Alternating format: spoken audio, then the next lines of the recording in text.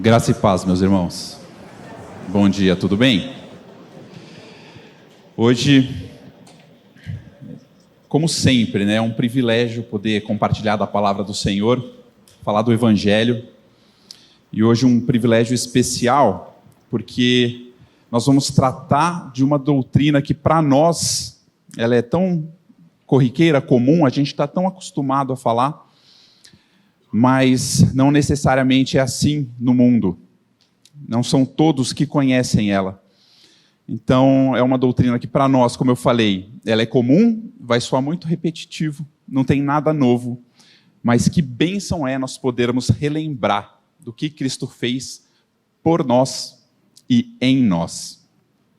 O texto de hoje, nós vamos ler o capítulo 6 de Romanos, do versículo 1 até o versículo 11, e que nós vemos Paulo falar com tanta clareza sobre nós estarmos em Cristo, tanto na morte dele, quanto na vida, e Cristo em nós, na nossa vida. Então o texto base são esses 11 versículos que eu gostaria de ler com vocês.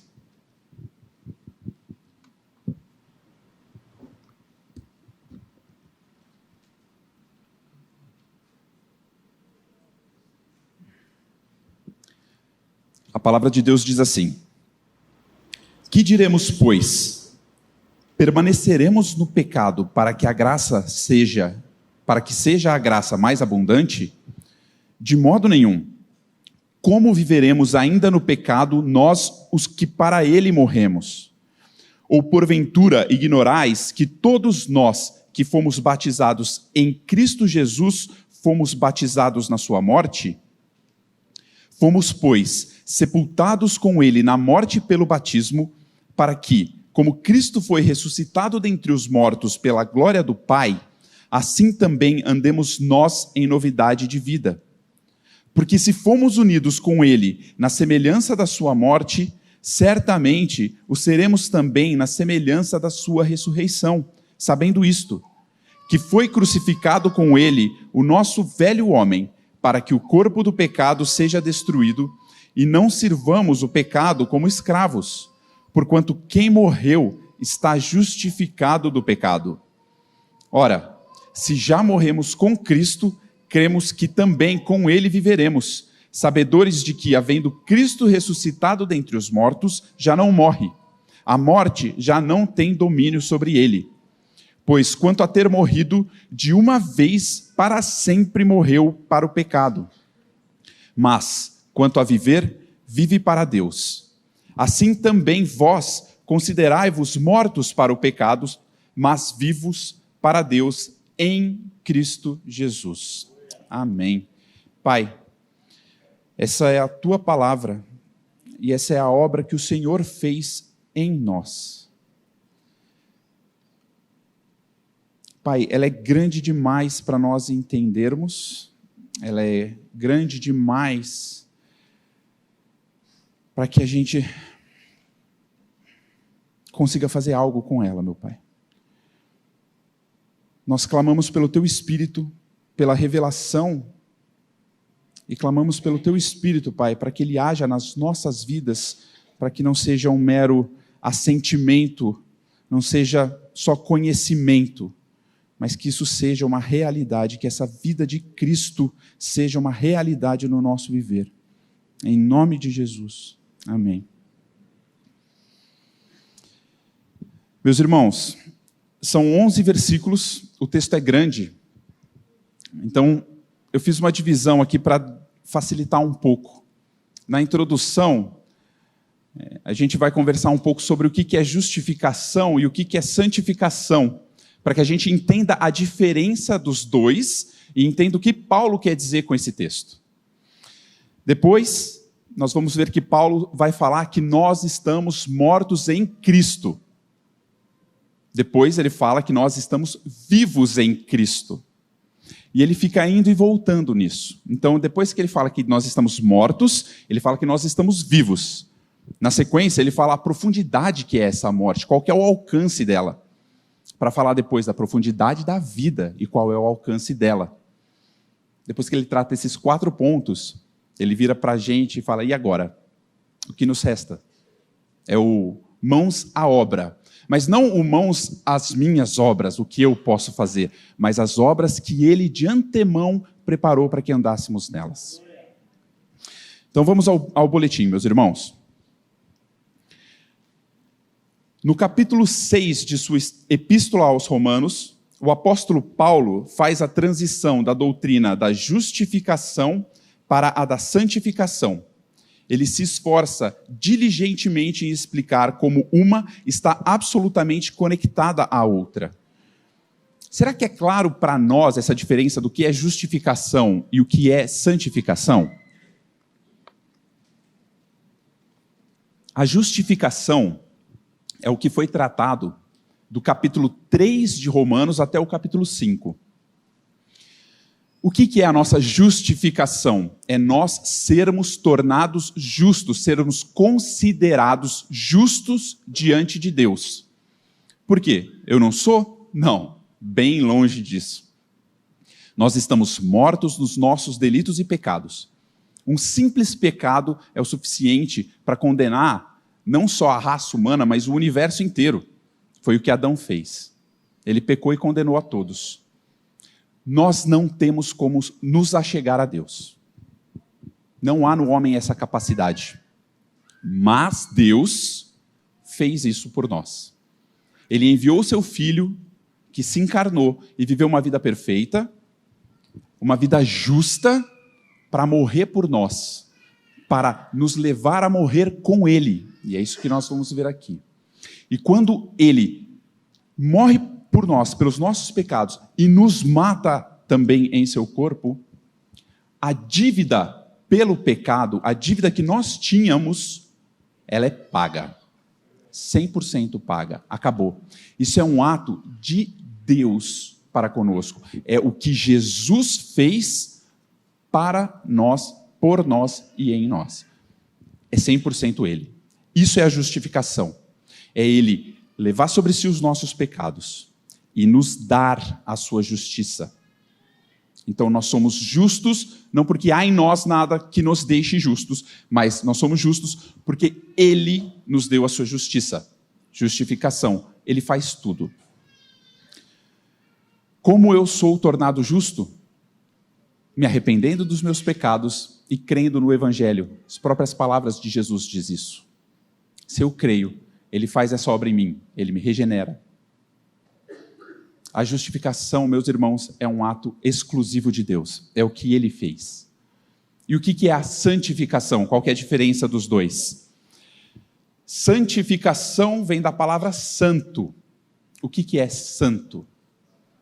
Separado, exatamente.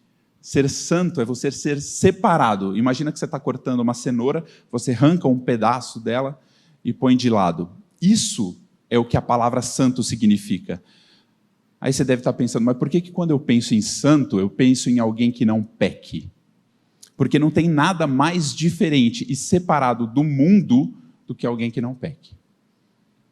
Então, ser santo é ser separado. O que é, então, ser santificado? O que é a santificação? É esse processo. É o processo de sermos separados em 2 fases.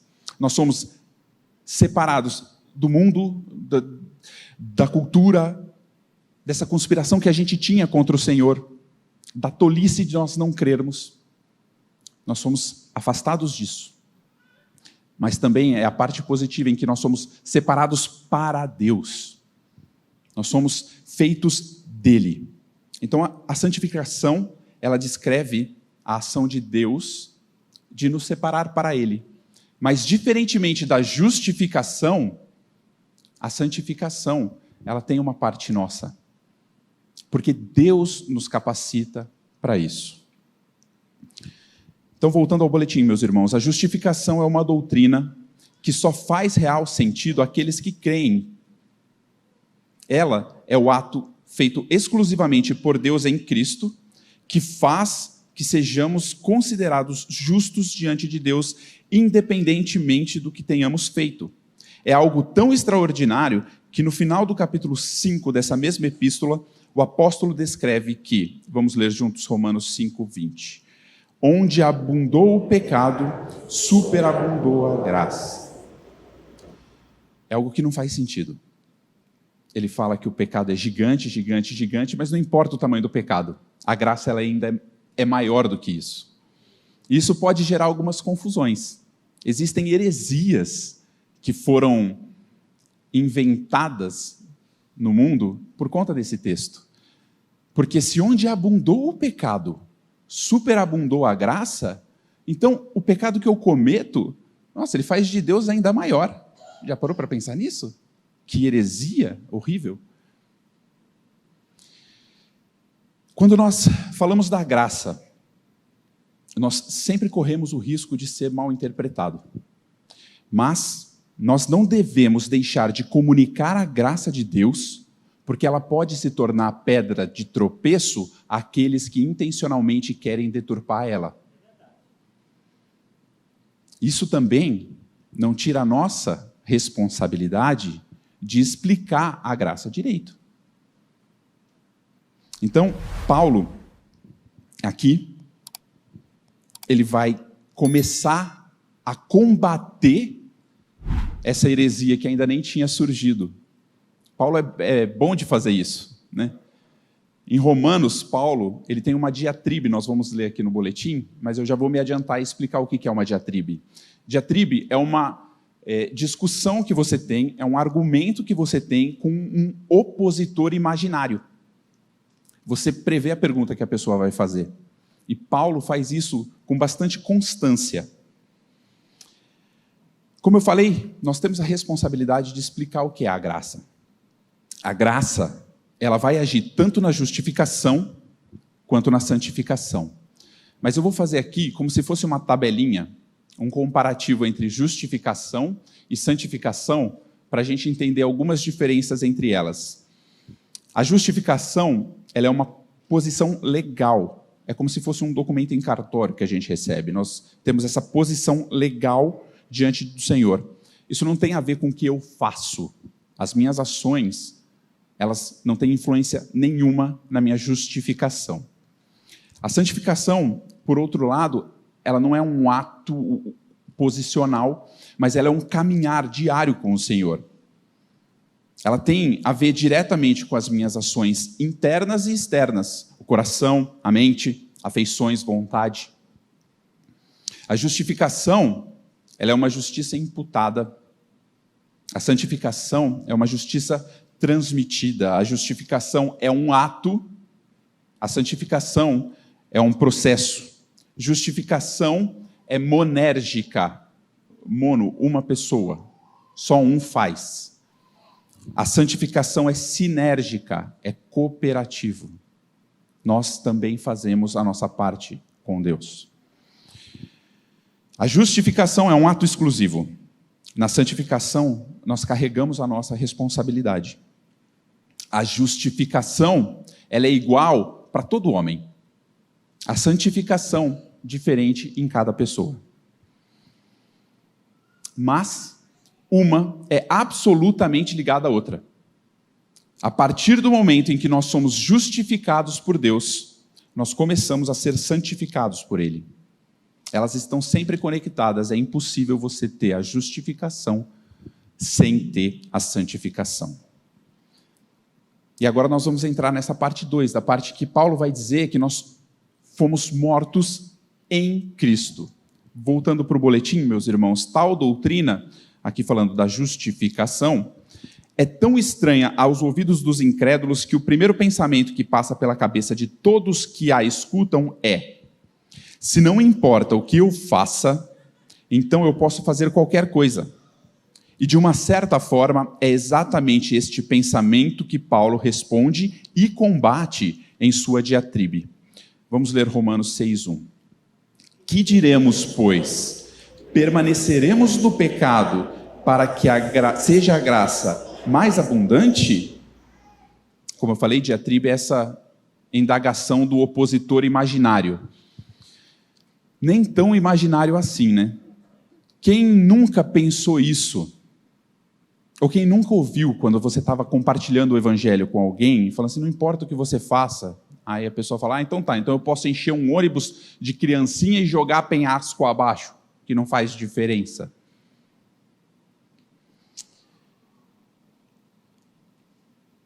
É aí que entra a justificação ligada à santificação. Porque não importa mesmo o que a gente faça para justificação.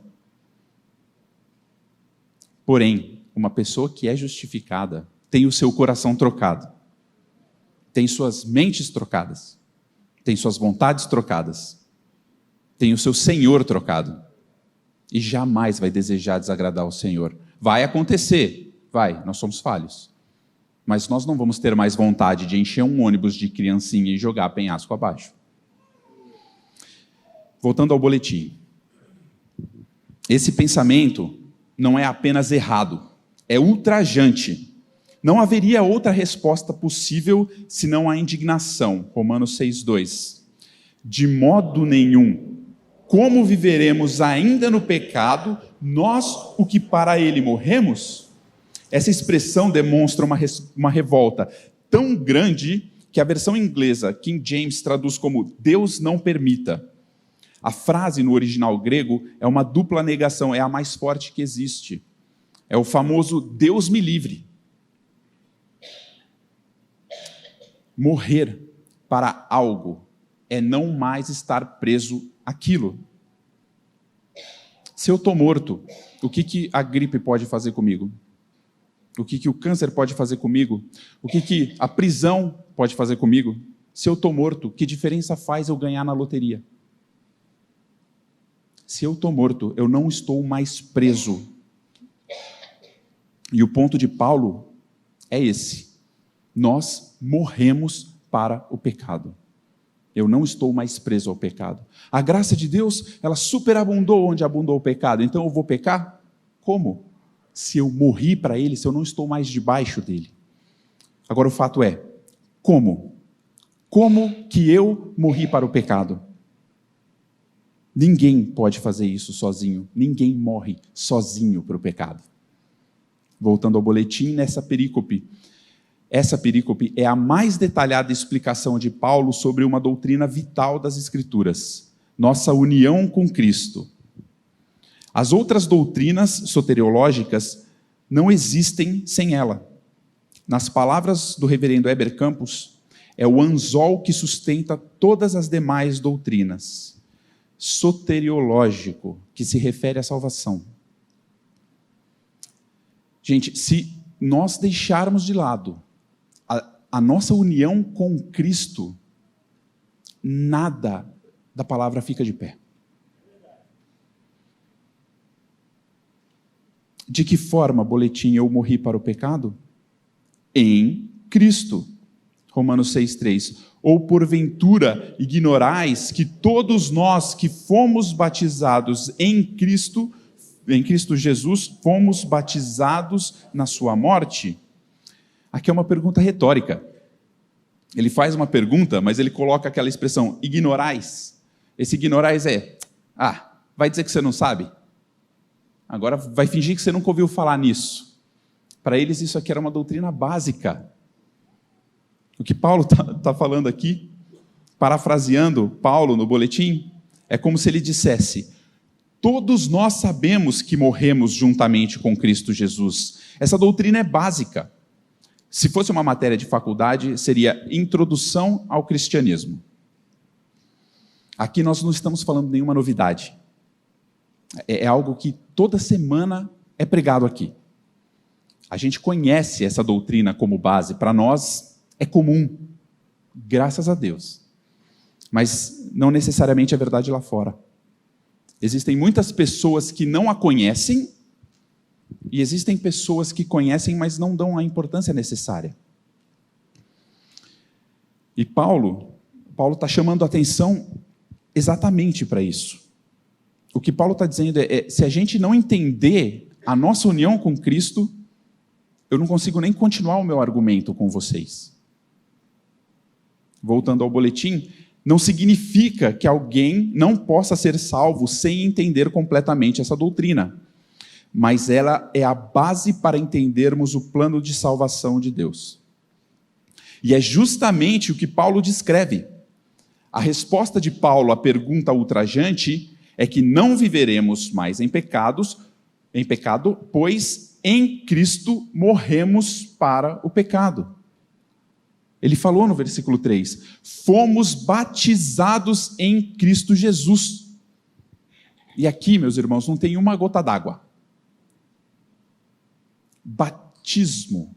Aqui vem da palavra batizo, que significa mergulhar, imergir, submergir, colocar dentro. É basicamente isso. Existe uma outra palavra grega, e eu não tenho nenhum conhecimento em grego, nem a pronúncia não sai, mas que é bapto.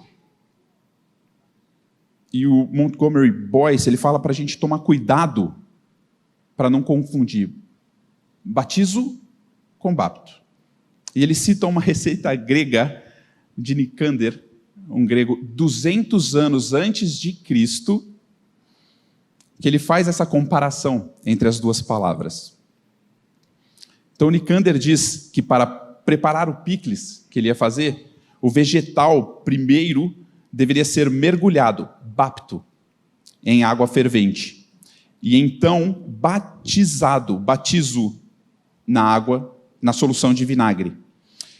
Os dois verbos, eles descrevem essa imersão dos vegetais. Mas o primeiro fala de uma ação temporária, o bapto. O batizo, ele fala de uma mudança permanente. Ele é colocado lá no vinagre tempo suficiente para que haja uma mudança permanente no picles. E nas palavras de Montgomery Boyce, quando usada no Novo Testamento, essa palavra, batismo, refere-se com maior frequência à nossa união e identificação com Cristo do que ao nosso batismo com água. E ele dá o exemplo de Marcos 16, que fala, quem crer e for batizado será salvo. Cristo está dizendo que o mero consentimento intelectual não é o bastante. Você saber disso não é o suficiente. Deve haver uma união com ele, uma mudança real, como a do vegetal em relação ao picles. Nós fomos batizados em Cristo, nós fomos colocados dentro de Cristo. Fomos batizados na sua morte, fomos colocados dentro de Cristo para morrermos juntamente com Ele. É isso que o texto está falando.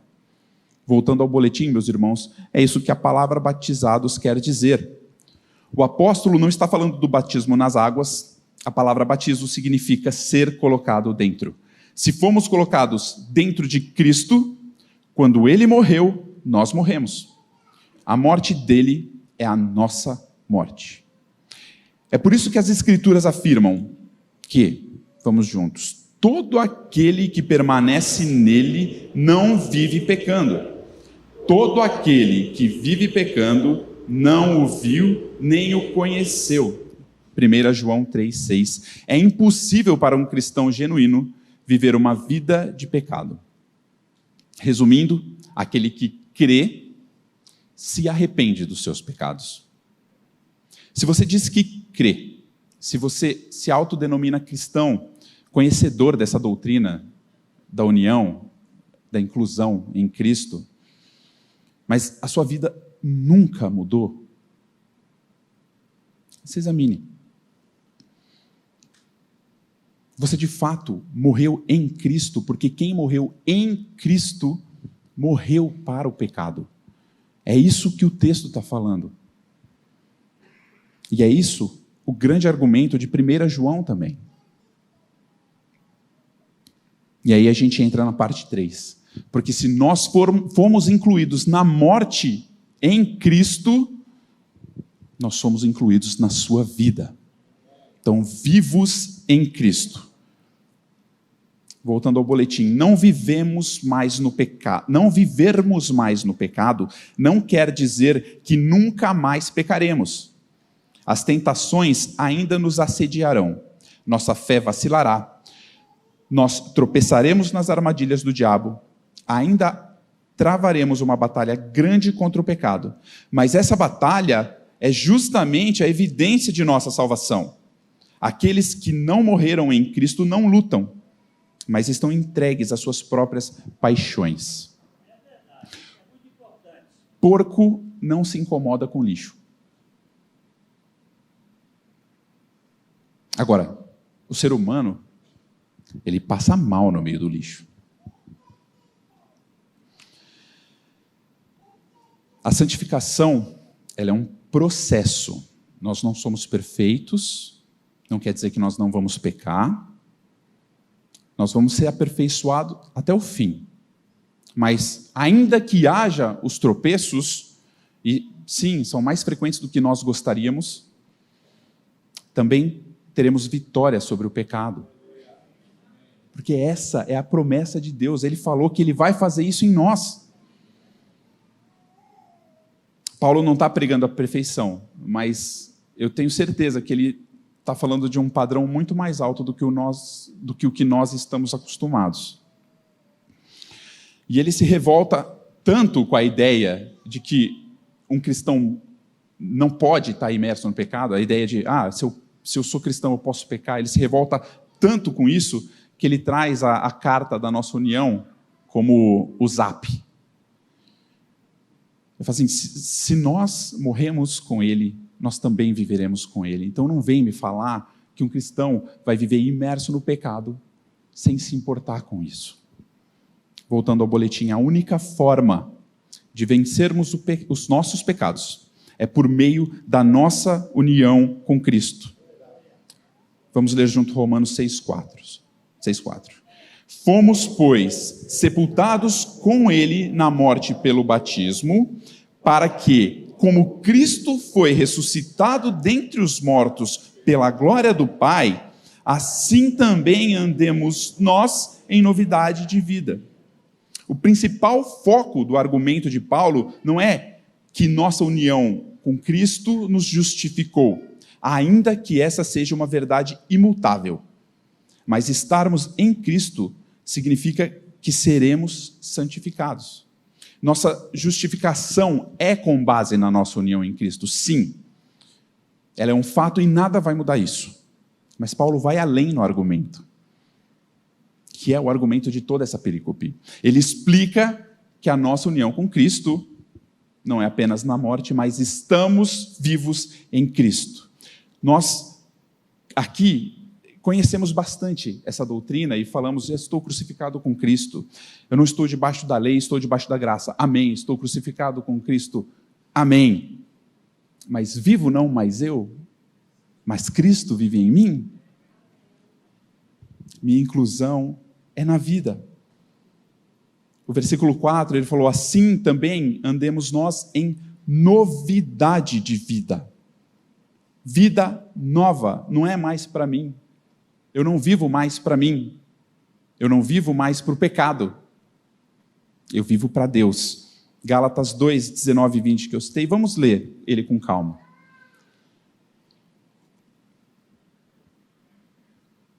Para nós, vai ser a pregação, para o pessoal que vem frequentemente, os visitantes nem tanto, talvez. Mas para nós é a pregação dos clichês.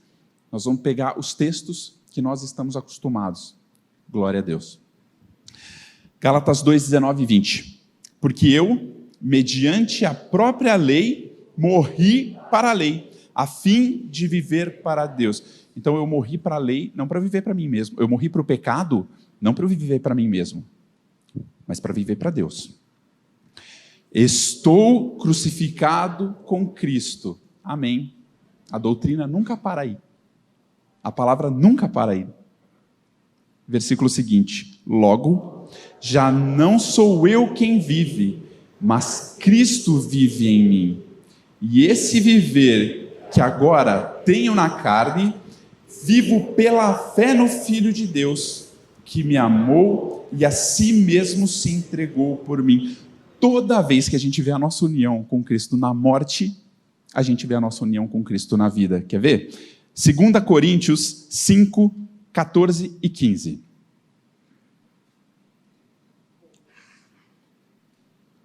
Pois o amor de Cristo nos constrange, julgando nós isto. Um morreu por todos, logo todos morreram. Amém.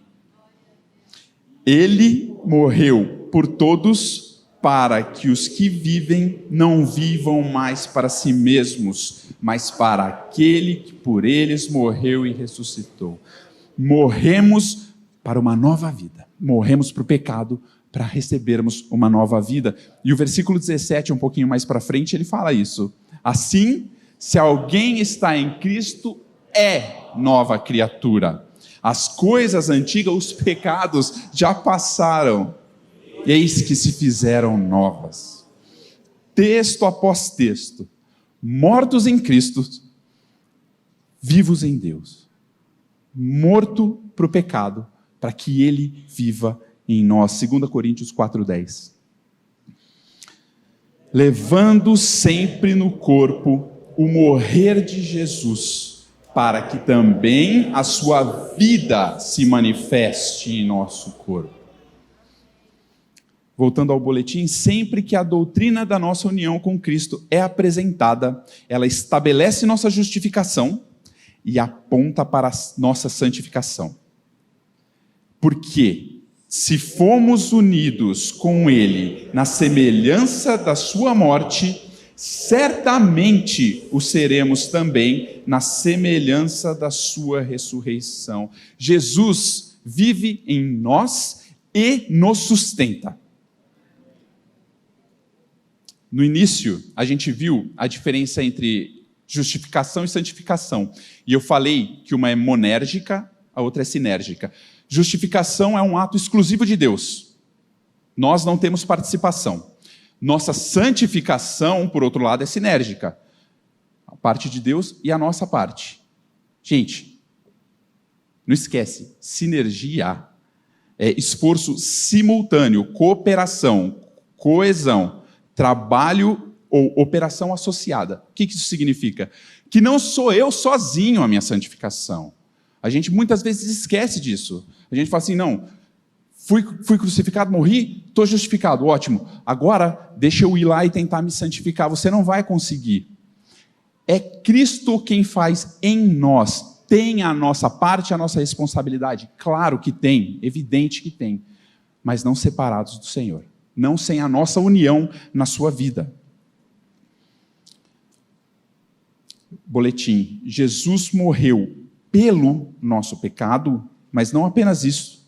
Ele nos levou a morrer com Ele para que nós morrêssemos para os nossos pecados. O capítulo anterior, Romanos 5, nos revelou que Jesus é muito superior a Adão. Algo que podemos ver também na nossa união com Cristo. Em Adão, todos morreram. Em Cristo, todo aquele que crê também morreu, mas a obra do Senhor não termina na morte. Nele, todo aquele que morreu ressuscita para uma nova vida, para nunca mais ser o mesmo. No capítulo anterior, nós vimos que em Adão todos nós pecamos e ficamos devedores. Adão nos imputou. Nós estávamos nele, e isso é transmitido de geração em geração, nele por representação e transmitido de geração em geração. O pecado dele é imputado a nós. E vimos que Jesus nos deu duas imputações. Ele pagou essa dívida, levando os nossos pecados. E ele nos deu crédito, nos dando a sua justiça. A gente viu a superioridade de Cristo. E aqui em Romanos 6, nós também vemos a superioridade de Cristo da mesma forma. No pecado, nós morremos. Mas em Cristo nós morremos para o pecado e ressuscitamos nele para a nova vida. Ele sempre dá o dobro. E a nova vida, o que é? É uma vida diferente da que a gente tinha. A santificação é uma vida diferente, é necessariamente uma vida diferente da que a gente tinha. 1 Coríntios 6, de 9 a 11.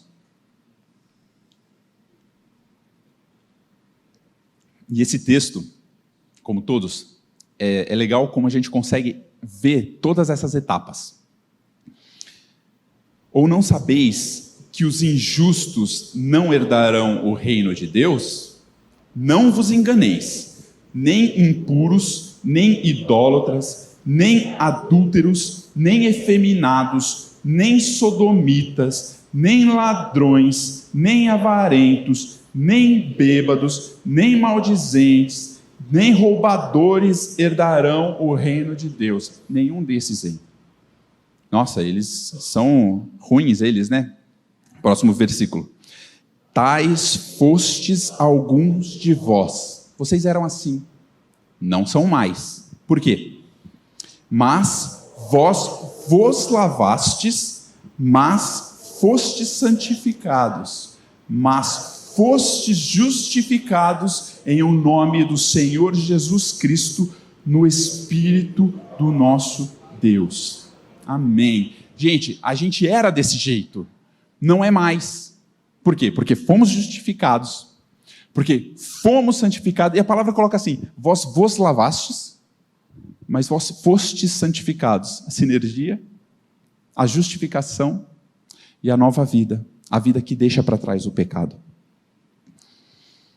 E aí a gente entra na parte 4, que é a profundidade dessa morte. O que é essa morte com Cristo? A gente falou, então, da nossa união na morte, da nossa união da vida, e agora voltando para falar da morte, qual que é a profundidade dessa morte?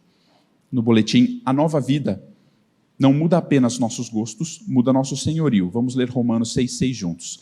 Sabendo isto, que foi crucificado com ele o nosso velho homem, para que o corpo do pecado seja destruído, e não sirvamos o pecado como escravos. Não estamos mais debaixo do jugo do pecado. E alguém pode falar assim, não, mas eu sou livre. Eu não sou escravo de nada. Eu tomo as minhas decisões. Eu faço aquilo que eu quero. Quando falaram isso para Jesus, os fariseus, nós somos livres, e como que você vem falar que nós somos escravos? Jesus falou em João 8,34, replicou-lhe Jesus, em verdade vos digo, todo o que comete pecado é escravo do pecado. Mas eu não sou escravo, eu faço o que eu quero da minha vida. Sou eu que escolho. E você pode chamar isso de pecado, eu chamo isso de decisão.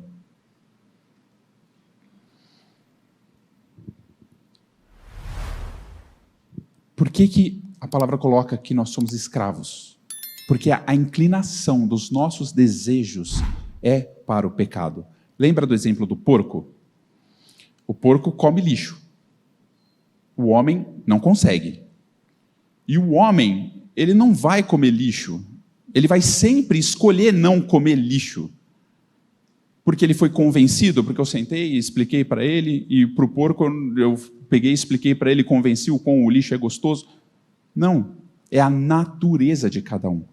Cada um age conforme a sua natureza.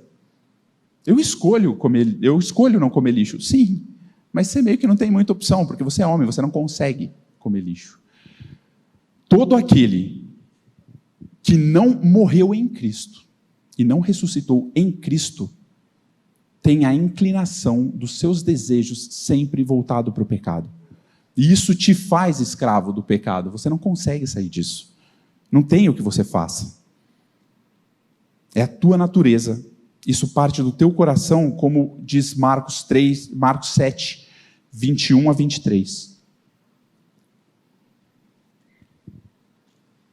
Porque de dentro do coração dos homens é que procedem os maus desígnios, a prostituição, os furtos, os homicídios, os adultérios, a avareza, as malícias, o dolo, a lascívia, a inveja, a blasfêmia, a soberba, a loucura. Ora, todos esses males vêm de dentro e contaminam o homem. É a natureza, vem de dentro, é quem nós somos. Ou, como Paulo colocou em Coríntios, quem nós éramos. No boletim, meus irmãos, só existe uma coisa que mata o velho homem: a cruz. Não é a nossa força de vontade, nossos esforços, nossas resoluções de ano novo, nossa disposição ou nossa disciplina. Essas coisas têm aparência de piedade, mas não mudam quem somos ou a quem servimos. As boas obras, as caridades que a gente pratica, elas são externas. Elas podem até aliviar a nossa consciência por um pouco. Mas ela não muda quem a gente é, ela não muda a nossa natureza. Nossa corrupção, nossa queda foi tão grande que só matando. Tem que jogar fora. O nosso velho homem tem que ser morto. E é isso que Jesus fez na cruz. Essa é a profundidade da morte. É uma morte mesmo. Deus não deu um jeitinho, Deus não fez um remendo, Ele nos matou, Ele nos jogou fora. Como diz o versículo 6 que a gente leu, para que o corpo do pecado seja destruído. Que corpo do pecado é esse? Do que ele está falando? Só para a gente ter mais uma ideia, a gente já passou isso alguns estudos atrás, mas Romanos 3 descreve esse corpo do pecado. Romanos 3, 13 a 18. A palavra diz assim: a garganta deles é sepulcro aberto, com a língua urdem engano, veneno de víbora está nos seus lábios, a boca eles a têm cheia de maldição e amargura. São os seus pés velozes para derramar sangue. Nos seus caminhos há destruição e miséria, desconhecem o caminho da paz, não há temor de Deus diante dos seus olhos. Um traste desse só morrendo, né? Você e eu só morrendo mesmo. No boletim, o velho homem, ou seja, o corpo do pecado, descrito em detalhes em Romanos 3, 13 a 18, que a gente leu, foi crucificado. Ele não existe mais. E não faz sentido para aquele que foi feito nova criatura obedecer às paixões do seu antigo Senhor. Temos um novo Senhor que nos libertou para a verdadeira liberdade, servir a Ele. Romanos 6, 7, porquanto quem morreu está justificado do pecado. Quem morreu está justificado do pecado. A nossa morte muda o nosso senhorio. A gente não vive mais por nossa conta. Agora a gente tem um novo Senhor, que é aquele que nos chamou das trevas para a sua maravilhosa luz. E os apóstolos sabiam isso. Eles sabiam que a verdadeira liberdade é servir ao Senhor, e não as nossas próprias paixões. Até porque em Romanos 1, Paulo fala isso. Paulo fala que quando Deus ele larga a mão de alguém, ele entrega essa pessoa às suas próprias vontades, para fazer o que ela quer com o próprio corpo, desonrando a si mesma nisso. Paulo abre essa carta de Romanos falando: Paulo, servo de Jesus Cristo. Tiago abre a sua epístola dizendo: Tiago, servo de Deus e do Senhor Jesus Cristo. Pedro abre sua segunda epístola dizendo: Simão Pedro, servo e apóstolo de Jesus Cristo. Judas fala: Judas, servo de Jesus Cristo. Em Apocalipse, vamos ler o primeiro versículo dessa carta que João escreveu, que ele fala: revelação de Jesus Cristo, que Deus lhe deu para mostrar aos seus servos as coisas que em breve devem acontecer, e que ele, enviando por intermédio do seu anjo, notificou ao seu servo João. A morte do velho homem para o pecado é o surgimento de um novo homem para Deus, porquanto quem morreu está justificado do pecado. Nas palavras do pastor Glênio, é forever. É para sempre. Não é um remendo, não é paliativo, não é condicional, não é opcional. Não depende dos meus esforços e não é impedido por aquilo que eu já fiz ou pelo que eu fui. Eu não tenho esse poder de impedir a graça do Senhor. É um fato imutável, garantido por Deus, mediante a minha própria morte com Cristo, de uma vez por todas. No boletim, meus irmãos, essa realidade é presente em todos os que morreram com Cristo. Paulo não disse que quem morreu pode ou não estar justificado. Não disse que é relativo nem que é incompleto. Uma das diferenças entre a justificação e a santificação, como eu já falei algumas vezes, é que a primeira é igual para todos. A segunda varia de pessoa para pessoa.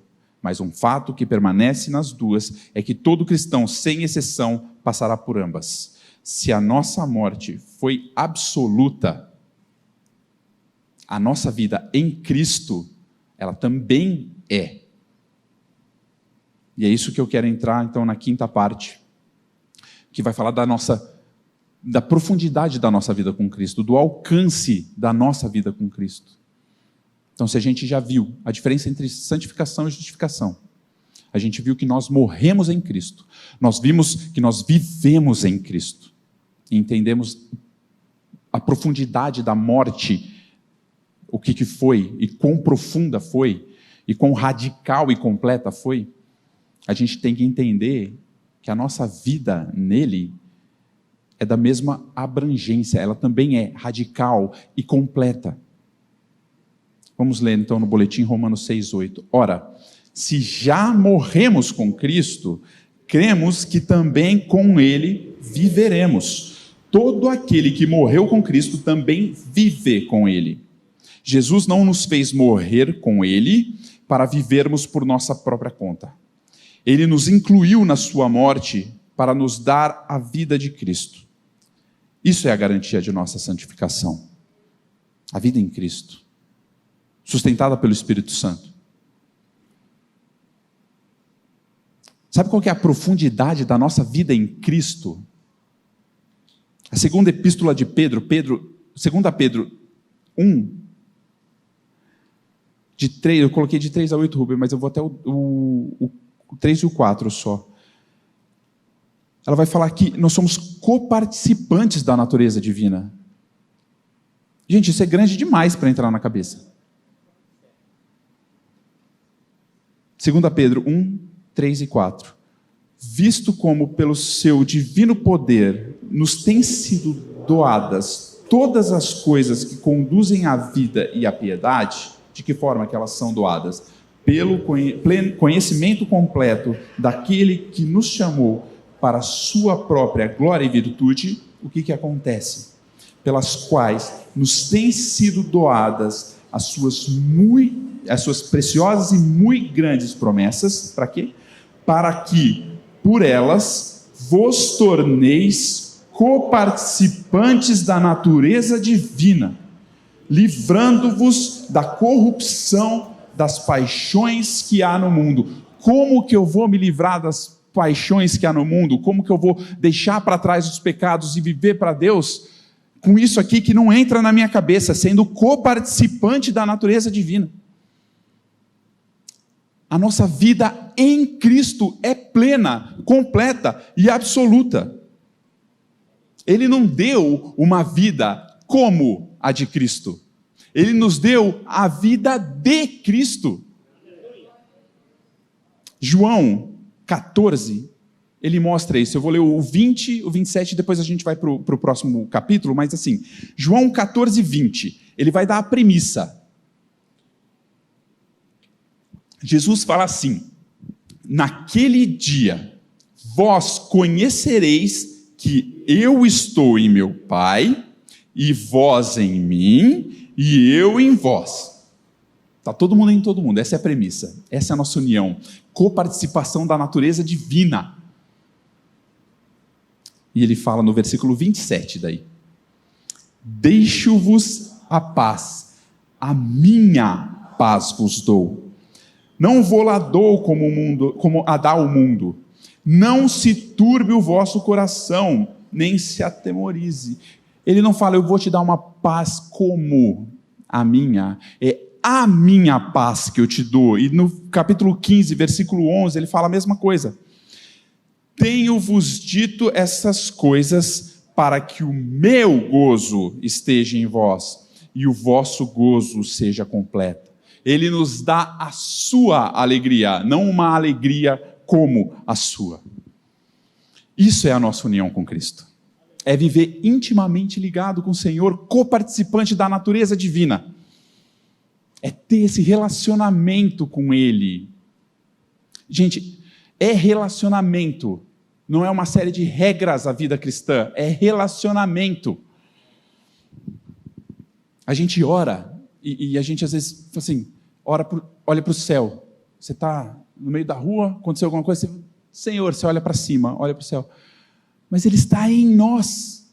Essa é a proximidade que Ele está. Eu não estou falando que a gente não deve olhar para o céu para orar, mas a gente deve lembrar que Ele está aqui. É aqui, perto. Já pararam para pensar que você está orando aqui, e Ele está aqui dentro de você ouvindo? Te sustentando. Ele não está de mão dada com você, passando pelo que você está passando. Ele está em você. E você está nele. E a palavra fala que no passado nós morremos com ele. Para quê? Para vivermos presente e futuro. Ainda no boletim, ainda que a santificação não, está faltando um não aí, tá? Ainda que a santificação não seja igual para todos os filhos de Deus, ela é um fato na vida de cada pessoa que crê. Não existe cristão que foi justificado, mas não está sendo santificado. Se morremos com ele no passado, para sempre viveremos com ele, no presente e no futuro, Romanos 6,9, sabedores de que, havendo Cristo ressuscitado dentre os mortos, já não morre. A morte já não tem domínio sobre ele. Jesus morreu uma vez. Isso aconteceu. O que impede que ele vá morrer de novo? Que garantia eu tenho que Jesus não vai morrer de novo, se ele já morreu uma vez? Jesus é Deus. A morte não tem efeito sobre ele. Ele se rebaixou e se colocou debaixo da morte, porque fazendo isso, ele matou a morte de uma vez por todas. Como João 5:24 fala,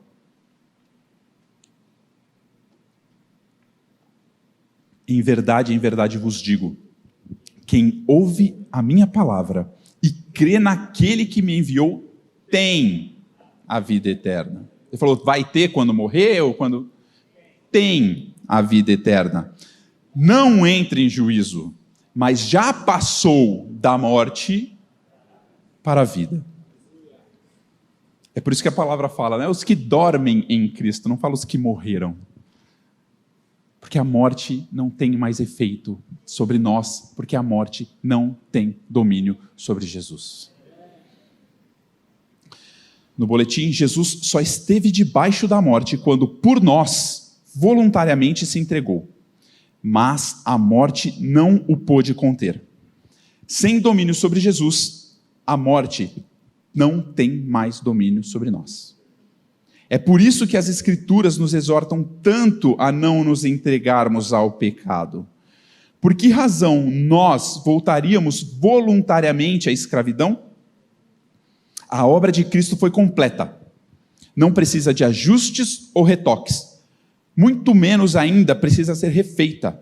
Romanos 6,10. Pois, quanto a ter morrido, de uma vez para sempre, morreu para o pecado. Mas, quanto a viver, vive para Deus. Se Cristo não volta atrás, não há como um regenerado voltar à sua condição de antes de Cristo. Ezequiel 36:31 é gráfico, eu acho bem legal esse texto. Vamos ler juntos. Então vos lembrareis dos vossos maus caminhos e dos vossos feitos que não foram bons, tereis nojos de vós mesmos por causa das vossas iniquidades e das vossas abominações. Prometo, é a terceira e última vez que eu vou voltar, por exemplo, do porco. Você imagina um homem que se encontra no lixo, um homem que voltou para o lixo. Você era um porco, imerso no pecado, e de repente o Senhor, soberanamente, faz uma obra na tua vida e te transforma num homem, e você olha, você está imundo, você vomita, você não aguenta, você tem nojo. Você vai para casa, você toma um banho, Aí toda vez que você lembra o lixo que você estava, te dá asco, te dá nojo. E toda vez que você volta para Ele, te dá nojo. Não tem como um regenerado voltar à sua condição. Não é que não vai pecar, meus irmãos. Mas não tem mais como você viver como você era, sem simplesmente se importar com isso. Porque a tua natureza foi mudada. Não somos mais porcos. Somos filhos de Deus. Forever. No boletim, a mesma obra que justifica, santifica. Hebreus 10, 10. Nessa vontade é que temos sido santificados, mediante a oferta do corpo de Jesus Cristo, uma vez por todas. A porta estreita, descrita em Mateus 7, ela necessariamente nos leva a um único lugar, o caminho apertado, também descrito em Mateus 7. Mortos para o pecado, uma única vez, vivemos constantemente e para sempre para Deus. O que Cristo fez foi, como a palavra diz em Hebreus 10, 10, de uma vez por todas. E aqui fica a recomendação de ler de 7 a 10 Hebreus, mas o 9 e o 10 ali também, principalmente, com esse olhar, de como foi suficiente e de uma vez por todas o sacrifício que ele fez por nós. Como é suficiente?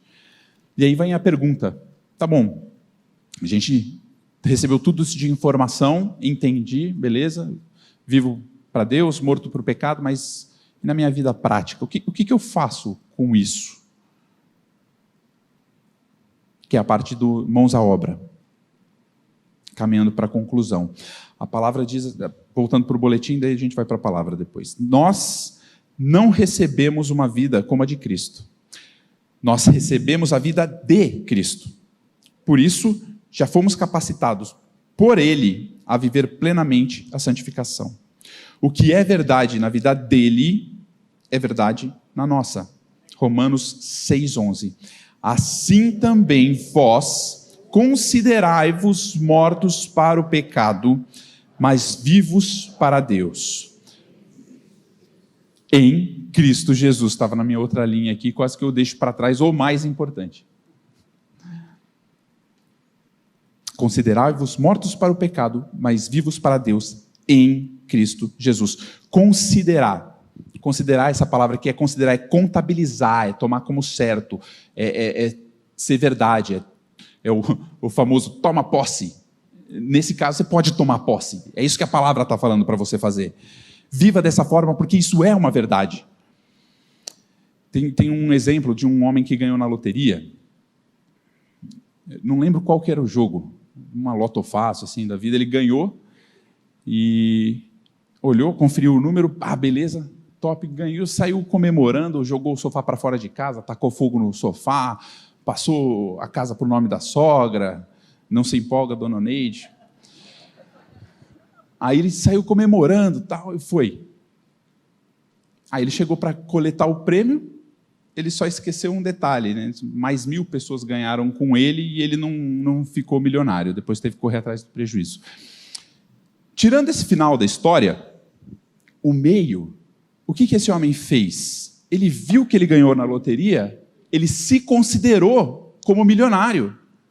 De uma maneira errada, ele passou a viver como um milionário. Ele não precisou ir lá coletar o prêmio. Ele falou, cara, eu ganhei, está aqui, então acabou. É isso que Paulo está falando.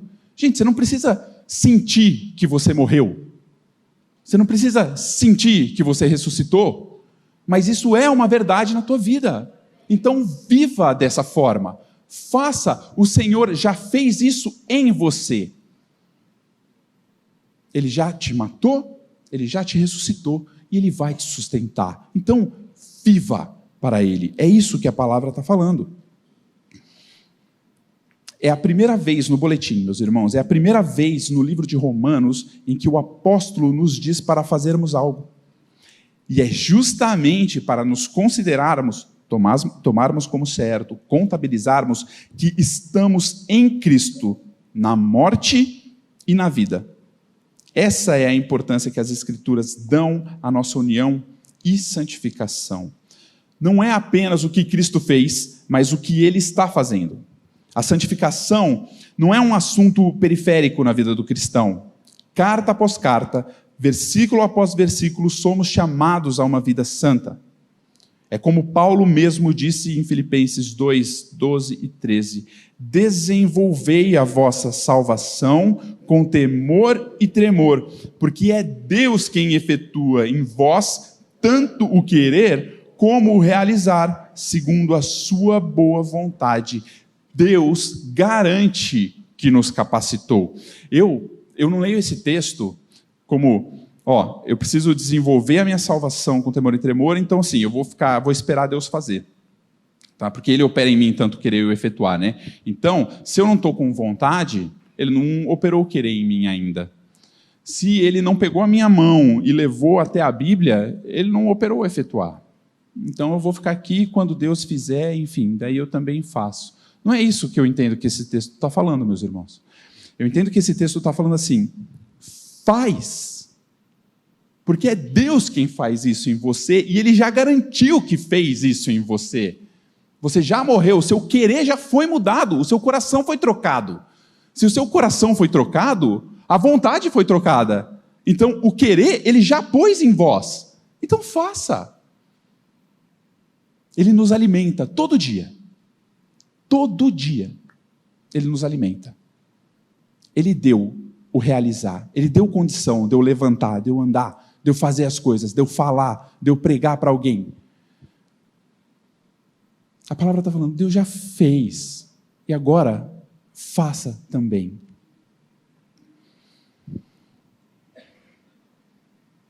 Para citar os mandamentos, metade deles, até um pouco menos. O que a palavra está falando? A palavra está falando assim, não mate, ou seja, não odeie. Não retribua o mal que te fizeram com o mal. Sofre o dano. Retribui com o bem. Tenta ganhar o outro pela tua vivência, pelo exemplo.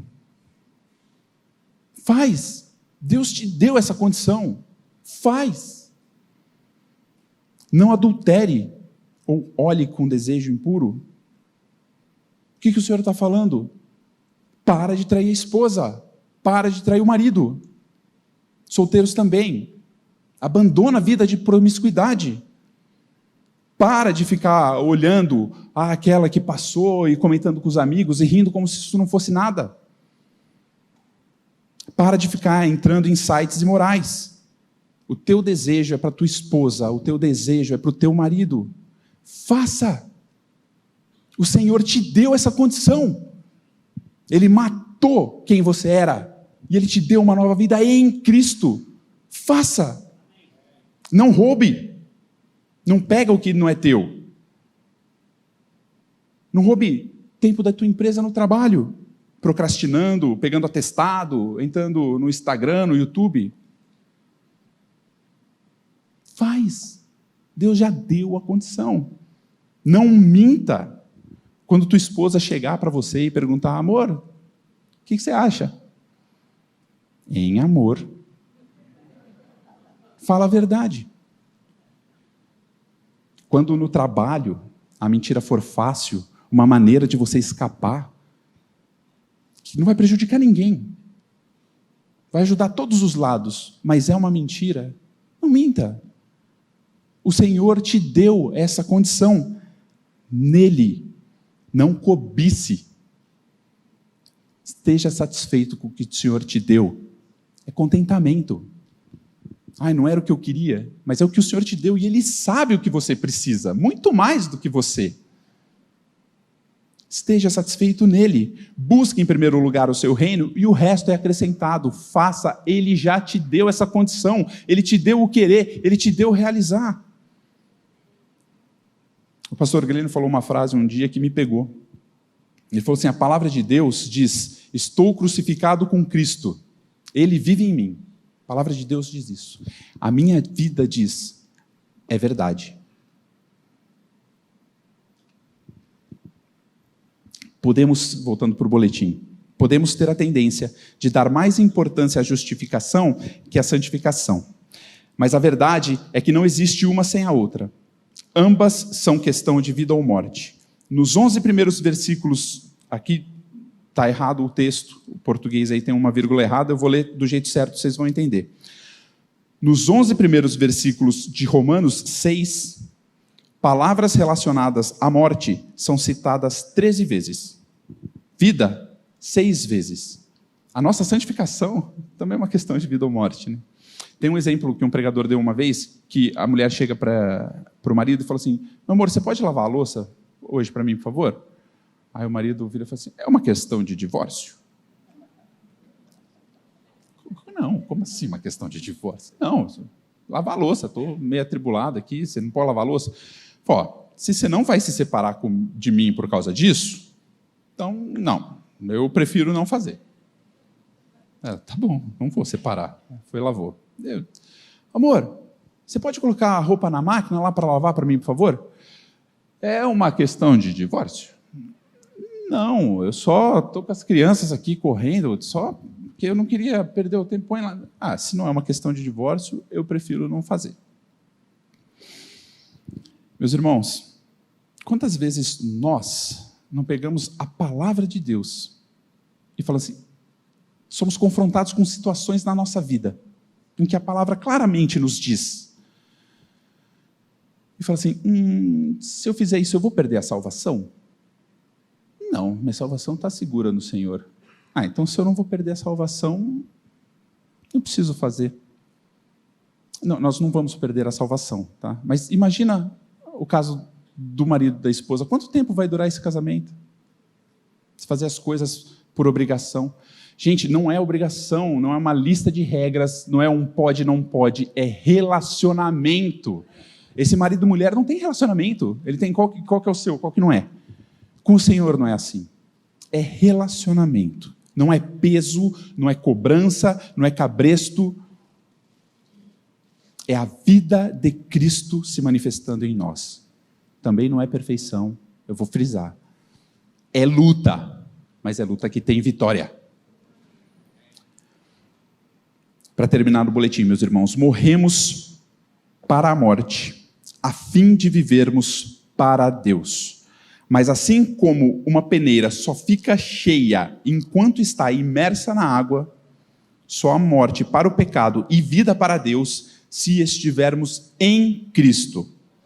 Nele, e somente nele, fomos transformados para nunca mais sermos os mesmos, pois estou plenamente certo de que aquele que começou a boa obra em vós há de completá-la até o dia de Cristo Jesus. Amém. Meus irmãos, eu queria só mais 2 minutinhos para a gente reler o texto. A gente lê esses 11 de novo. Vendo essa diferença da santificação e da justificação. Como ele começa falando que nós estamos mortos em Cristo, nós também estamos vivos em Cristo. A profundidade da morte de Cristo na nossa vida, a profundidade da vida dele na nossa vida. E como ele nos chama a nos considerar. Viva isso, pois é verdade. Tome como certo, porque eu te sustento. Vamos ler? Não sei se fica grande demais para todo mundo ler junto, mas se todo mundo conseguir ler junto, acho que é melhor. Vamos lá? Romanos 6, de 1 a 11. Que diremos, pois? Permaneceremos no pecado para que seja a graça mais abundante? De modo nenhum. Como viveremos ainda no pecado, nós, os que para ele morremos? Ou porventura ignorais que todos nós que fomos batizados em Cristo Jesus, fomos batizados na sua morte? Fomos, pois, sepultados com ele na morte pelo batismo, para que, como Cristo foi ressuscitado dentre os mortos pela glória do Pai, assim também andemos nós em novidade de vida. Porque se fomos unidos com Ele na semelhança da sua morte, certamente o seremos também na semelhança da sua ressurreição, sabendo isto, que foi crucificado com Ele o nosso velho homem, para que o corpo do pecado seja destruído, e não sirvamos o pecado como escravos, porquanto quem morreu está justificado do pecado. Ora, se já morremos com Cristo, cremos que também com Ele viveremos, sabedores de que, havendo Cristo ressuscitado dentre os mortos, já não morre. A morte já não tem domínio sobre ele. Pois, quanto a ter morrido de uma vez para sempre, morreu para o pecado. Mas, quanto a viver, vive para Deus. Assim também vós, considerai-vos mortos para o pecado, mas vivos para Deus em Cristo Jesus. Aleluia. Amém. Pai, que obra. Que coisa grandiosa. Eu não consigo começar a entender isso aqui, meu Pai. Tenha misericórdia. Mas eu te agradeço e eu te louvo. Eu te louvo porque o Senhor morreu para me salvar. Eu te agradeço porque o Senhor me levou a morrer contigo, para que eu morresse pelos meus pecados. Pai, eu te louvo e eu te agradeço porque o Senhor não me abandonou. Eu preciso de Ti a cada minuto da minha vida, meu Pai. Eu preciso dessa união, eu preciso da coparticipação da Tua natureza de vida divina na minha vida, meu Pai. Eu peço que o Teu Espírito faça isso cada vez mais e mais nas nossas vidas, meu Pai, para a honra e glória exclusiva do Teu nome. Em nome de Jesus. Amém.